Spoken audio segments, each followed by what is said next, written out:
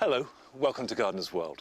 Now last Saturday we had the equinox, where just for one day you get exactly the same amount of night and day. 12 hours of dark, 12 hours of light. And I feel that it's like a seesaw. And now it just tips down towards midwinter. Now that's not great for some of us, but there are plants that don't seem to mind at all. For example, the cannas, this is Canna, Wyoming, and the Tithonias, and they will go on flowering until we get the first frost. If nothing else, we've got that to cheer us up. Of course, grasses are also looking fantastic at this time of year. And Carol is visiting a garden in Somerset with a superb display. Rushing sound, lilting movement, animation. They set the whole place alive. And I shall be potting up bulbs for Christmas. So right in the middle of the winter, we can have those flowers indoors. I'm also visiting a vegetable grower. Now, he's a vegan and he's almost self-sufficient. So his veg really have to be good.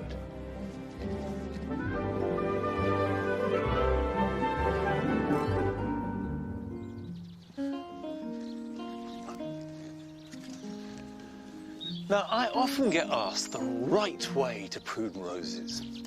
I know that there are people who feel that if they get it a bit wrong, they'll ruin the plant. It isn't true, you know. Roses are tough plants, and they can take an awful lot of hacking about and they'll come back. However, you do want to get the best from them. And if you prune shrub roses now, they'll look really good next year. It's dead easy. However, you do need a highly specialized piece of kit.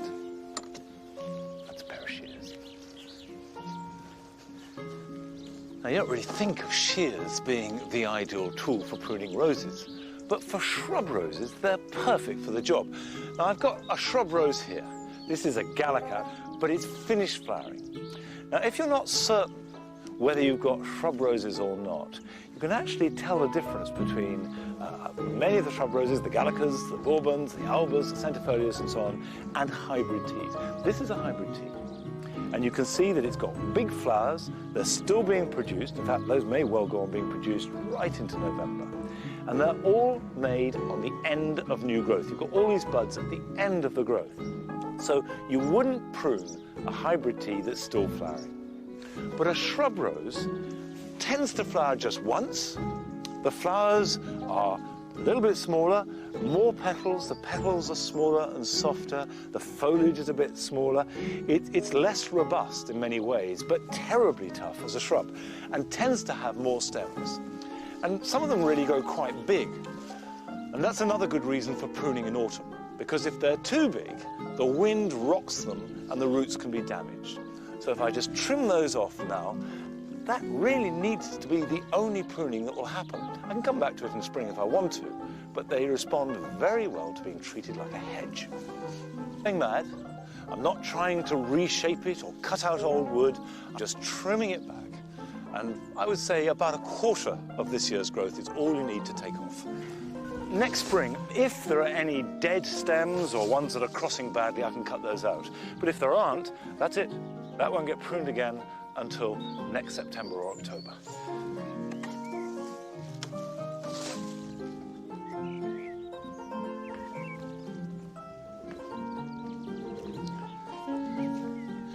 I think these grass borders are looking really good now. I only planted them last June, so it's only taken a year to get to this stage. And I tell you, I've done so little to look after them. They've done it on their own, and they've done it magnificently. The thing that I really love about grasses is the way that they add a textural and sensual element to the garden. So you peer through them and you have the sound and the way that they rustle together. Really nothing else achieves that in quite the same way. And of course, now is their season.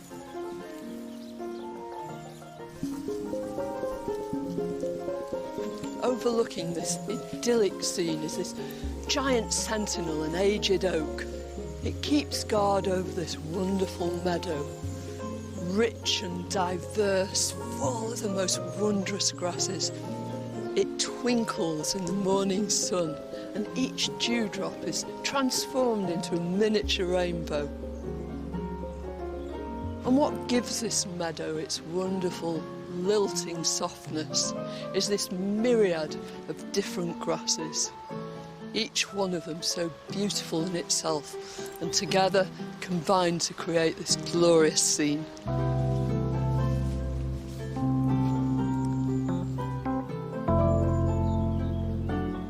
Who could say just how many different species of grass make up this wonderful meadow? Each one totally different from the next. But things like this lovely crested dog's tail, very even and symmetrical, and then these lovely foxtail grasses, and this glorious meadow grass that makes these great soft wafty waves. Grasses in their natural habitat in meadows and fields look wonderful, but in our gardens too they bring something extra. It's not just the lawns we walk about on. In their own right, they make the most beautiful and ornamental additions to our gardens.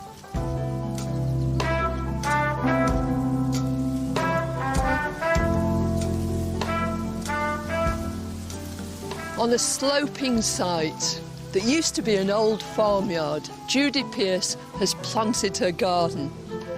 Ornamental grasses used en masse mean that this is a space that's wonderful through every single season of the year.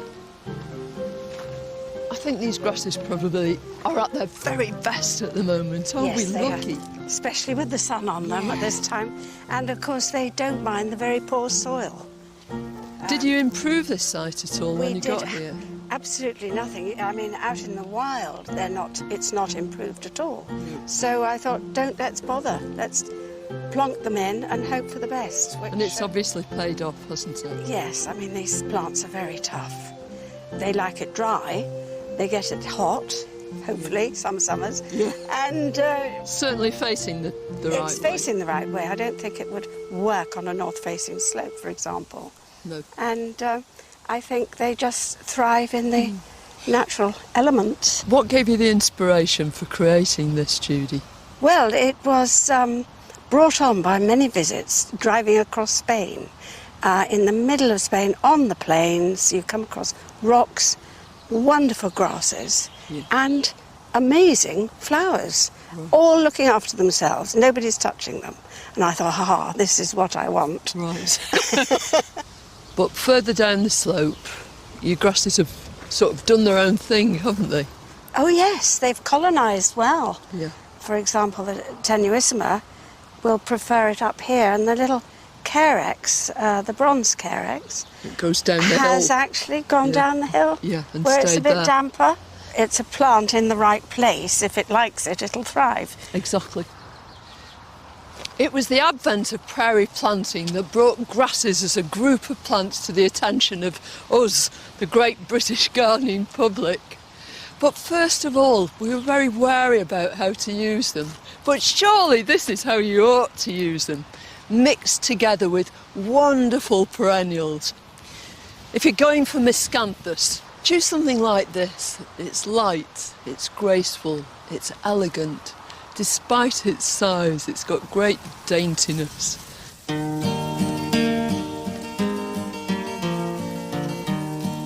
On this slope, there are grasses small and grasses great. None of them bigger than this lovely Molinia. This is probably one called Wingame's Windspiel, and you can quite see why. It dances in the wind, it delights in it. Light's a vitally important factor too. Just consider how beautiful they are when you can see their silhouette against a bright blue sky. Now, if you wanted a short Molinia for your garden, any cultivar of Molinia caerulea would do brilliantly well. But if you want a bit of drama, go for one of these hybrids.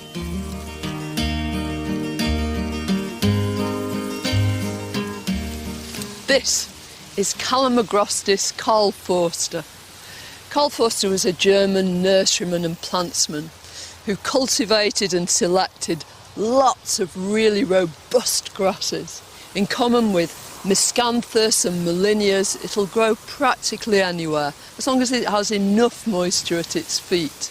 Calamagrostis Karl Forster epitomises all the qualities that grasses can bring to your garden. Rushing sound, lilting movement, animation. They set the whole place alive. They remind me so much of the grasses that cover the earth in fields and meadows everywhere. And they bring that... If ever you need flowers, it's in the depths of December. And if we plant bulbs now, we can pretty much guarantee having colour and fragrance at Christmas time. Now I've got 3 different types here. The first are hyacinths. Now this is one called Delft Blue, that lovely chinery blue, and a fragrance that few other plants can match. Now this is a prepared hyacinth. If you're going to buy them, make sure you ask for prepared bulbs. Otherwise, they'll take longer to flower. And it's quite important that you get on with this because they take about 12 weeks to flower. So actually, that takes us from today right through to Christmas. So this is something to do as soon as you can. I like using these bulb pans, sometimes called alpine pans. You do need to make sure the drainage is really good. So some crocks in the bottom, and then a compost mix that has got lots of grit added. I would say 50% grit. And by the way, I'm talking about horticultural grit, which you buy in bags. Now, normally with bulbs, you plant them deep. And I'm always saying plant them twice their depth. But in this case, you plant them very shallowly. In fact, we only want half the bulb below the surface. So what I'm going to do is just place those on the surface, and you can fit them about ½ an inch or so apart and ½ an inch away from the edge. And then I'll just slightly top that up so the shoulders of the bulb are sticking above the soil. And then grit on the top. Now what the grit does is both keep the compost still, so when you water it, it doesn't splash, and also protects the bulb if it gets too wet, because it will drain through the grit and keep it away. Now, to make that flower by Christmas, it's got to go to a cool, dark place. And that means really dark. And then, as you see the growth appearing and a little bit of colour emerging, bring them out into the light, into the warmth, and they'll grow and flower fast. So that's the hyacinths. Next, I've got paper white daffodils. Now, this may look like any old daffodil bulb, but paper whites really are not like other daffodils because they carry with them all the sunshine of the Mediterranean, which is where they come from, and an incredible fragrance. So you're going to have the freshness of spring flowers right at the darkest time of year. This will flower 6 weeks from now, so it's a little bit early to have it flowering for Christmas. So if you do these by the end of October, they'll be fine. You can either put them in a pan or you can put them in a larger pot. And I've got a lovely old pot here, and that will balance the height because daffodils grow quite tall. So a little bit of drainage in the bottom. Remember the Mediterranean. So they're like really good drainage again. And unlike normal daffodils, we don't have to worry about burying them deep, but we can just push them in, and rather than having their shoulders out the ground, these will be covered, but only just. Job done. You see, this is really easy. This is a really easy job. Finally, I've got an amaryllis. Now, amaryllis is a plant that is loud and proud. Has these fabulous trumpets of flower. No other plant, certainly in the middle of winter, gives such a volume of floral joy. But it likes its roots constricted, so you could easily grow this whopping great bulb in a pot about this size, with about 1 inch around the outside. If I put that in there, again, I will sit that so it is appearing out the top. I don't want to bury it. Now, the hyacinths need to go in cool, dark, and be brought out as they start to appear. Paper whites can go straight onto a windowsill, keep them moist, and they will grow and flower. And they'll just do their thing. Amaryllis needs some warmth. If this is going to flower around about Christmas time, it needs a blast of heat now. So a greenhouse, a conservatory, or an airing cupboard is good. It doesn't necessarily need light at this point, but it does need heat. And it starts to grow, then you can bring it into the light. So they've all got slightly different regimes. But with any luck, and a little bit of care, they'll all be flowering by Christmas. Come on. Yes, wait, no, we're coming here. Try not to bump in the hedge, old chap. Now, I've got more bulbs, but this time very much for sowing outside. These are Japanese onions. I'm going to put them in here next to the leeks. I've got a strip of ground. Now, Japanese onions you sow in autumn and you harvest them in early summer. And that makes them a month or two earlier than conventional onion sets, which you put in as soon as you can, the beginning of the year, and then harvest July, August time. It just fills the gap between the last of your stored onions and the first of your harvested ones. I'm going to add a little bit of compost because I find it just gives the soil a bit of a boost. This is not really fertilizer, it's much more getting all the organisms in the soil working to maximum effect. Now, this is a variety called Electric Red. And we put them in the ground just like any other onion set, which is to bury them so that their tops are sticking out. And I use my finger, best planting tool there is, and just pop them in the ground so that you can just see a little bit of onion sticking out. And as with all vegetables, it is worth taking trouble to get them equally spaced because it makes hoeing so much easier. Now, like lots of people, I've been growing vegetables since I was a child, and over the years, we get quite good at it. But from time to time, you come across somebody who really is a cut above everybody else. Well, I was struck by how healthy and vigorous and big everything is. But then when you look closer, you see it's very precise. Everything is spaced exactly and accurately. Perfect example is onions. The spacing of the onion determines almost totally, apart from the variety, how big it is. I want nice big onions to slice and do in stews and stocks, so I space them at a distance that is for that end product. I want nice big onions, I want nice big carrots, 3 inches between carrots. Why do you want big onions, big carrots? Because the trend is towards Yes. baby veg. With things like carrots, the nutritional value of carrots is not as great when they're young.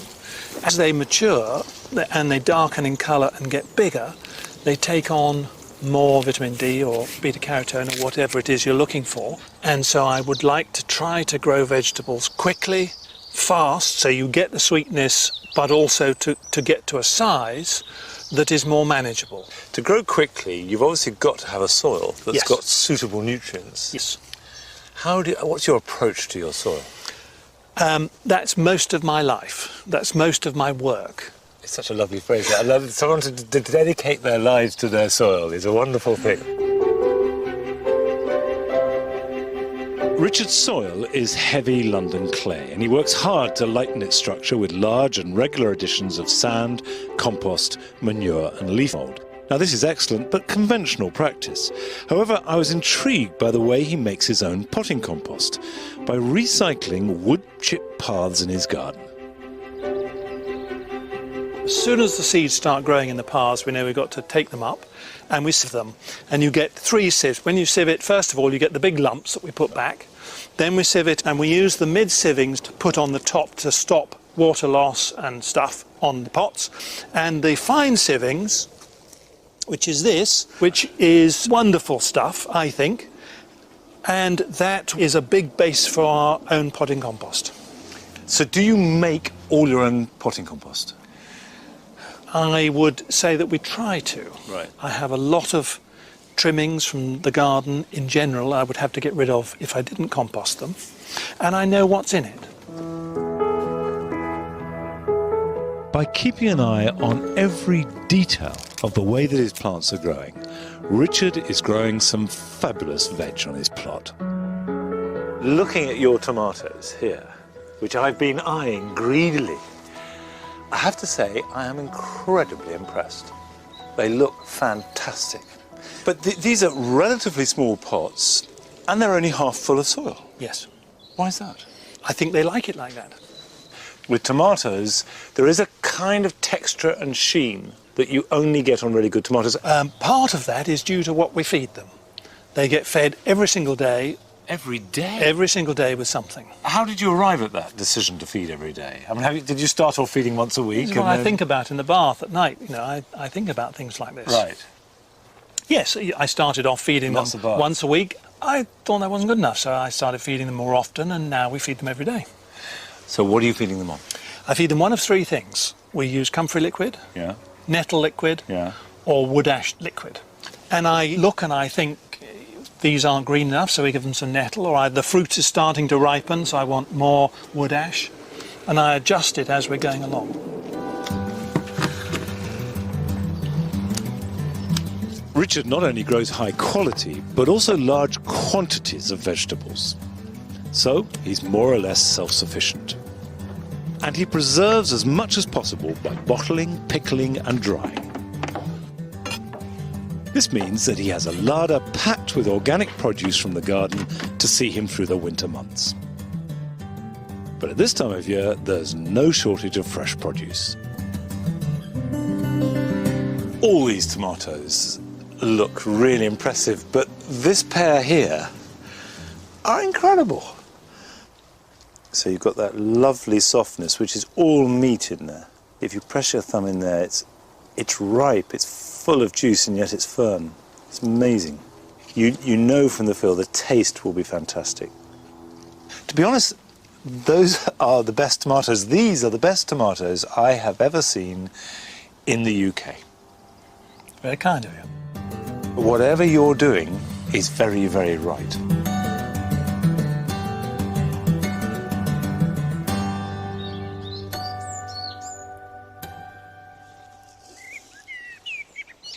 I think the really interesting thing about Richard and his approach to gardening is not that he's doing anything terribly unusual or even terribly different to most of us, but he's paying great attention to detail. And the real lesson, I think, is that vegetables in particular repay constant attention. A little bit often, rather than a lot seldom, is much more effective.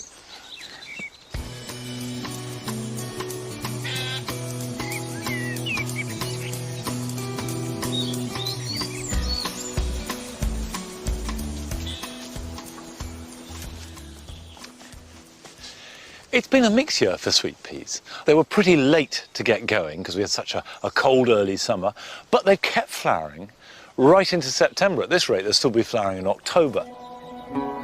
This year, I've done a trial to see whether it really makes a difference what time of year you sow your sweet peas. I took the same variety, Monty Don, and sowed some in pots in October, some more in pots in March, and then some directly in May. And I've kept a count of all the flowers that have been picked. And the results have been very interesting. Now, the end ones, which were sown last October, produced 1,320 flowers. This middle batch, sown in exactly the same way, but 5 months later, in March, produced 1,580 flowers, so appreciably more. And the ones that was direct sown on the same day as the others were planted out, which was early May, produced a grand total of 55 flowers. So hardly any at all. Now, to make it slightly more complicated, the autumn sown ones were way ahead until August. So as regards getting flowers for early summer, they definitely were an advantage. But from early August right through to the end of September, the spring-sown sweet peas produced many more flowers and easily caught up and have overtaken over the last 3 or 4 pickings. So I think that you've got to look after autumn-sown ones, you've got to protect them. The best course of action is sow your sweet peas in early spring, February, early March, grow them on nice and strong, look after them, then plant them out in early May. And across the summer, that will give you most flowers for your buck. Now, I shan't be sowing sweet peas this autumn, but here are some jobs that you can be doing this weekend. Green manure is a very useful but rather underused way of improving soil structure and fertility and suppressing weeds. I'm using vetches or tares, but Hungarian grazing rye is also very good at this time of year. Just broadcast or sow the seed in drills, rake it over, and then it will grow over the winter, and next spring can be dug into the ground and a new crop sown or planted on top of it. Now this is only a small job, but actually it's one of the most important of the season, and that is to keep deadheading. It's not enough to do it just once a week. Try and do it every day if you can, even if it's only for a few minutes. Cut off the spent flower heads and new ones will form right up until the first frosts. By now, grass has had a pretty tough time of it, and it needs a bit of TLC. The first thing to do is to scratch away with a wire rake all the dead thatch and loose growth, so you can let light and air in. And then it needs aerating. If you've got a large area, you can hire a machine to do this, but if it's relatively small, a fork is the best tool to use. Simply dig it in as far as you can, wriggle it about, and make holes all over the surface. This will let the air in, improve drainage, and dramatically improve the quality of the grass.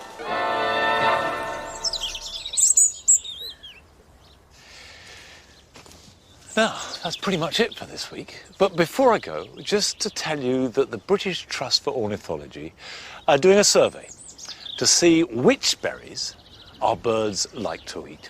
Now, it starts this Sunday, and if you in your garden want to be part of that, you can. And of course, gardeners should be, because it's really important that we encourage our birds in and perhaps plant the right food for them.